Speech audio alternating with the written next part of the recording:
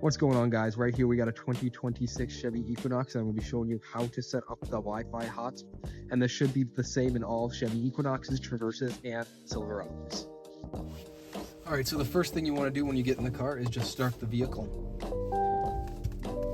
This will then bring up your main screen here.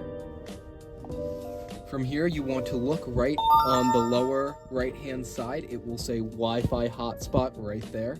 Click that.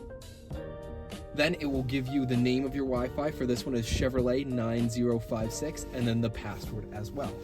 So all you do to connect to it, go to Settings, go to Connections, go to Wi-Fi, then look in your available networks. Right here at the top, you see Chevrolet 9056. Press that, enter the password.